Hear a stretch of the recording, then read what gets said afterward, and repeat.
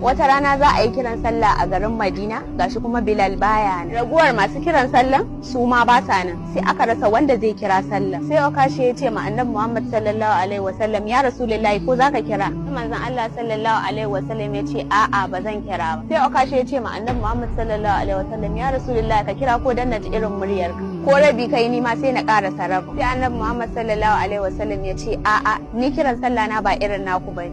Da dai sayyidina Okasha ya matsa manzon Allah sai ya kira, manzon Allah ya ce na ji zan kira. Annabi Muhammad sallallahu alaihi wasallam ya hau matattakala inda zai hau ya kira sallah, sannan ya sa hannunsa na dama a kunnen dama, sannan ya sa hannunsa na hagu a kunnen hagu, ya daga kansa sama ya ce Allahu akbar, Allahu akbar. Sai ga bishiyoyi sun zo a guje, duwatsu sun zo a guje, dabbobi sun zo a guje, sai ga mala'iku duk sun sauko, halittun Allah duka sun amsa kira, har Allah da kanshi sai da ya amsa kiran Annabi Muhammad sallallahu alaihi wasallam. Sai mala'ika Jibril ya ce ma Annabi Muhammad sallallahu alaihi wasallam, ga Allah ya zo da kanshi ya amsa kiran ka, me za a ce mai?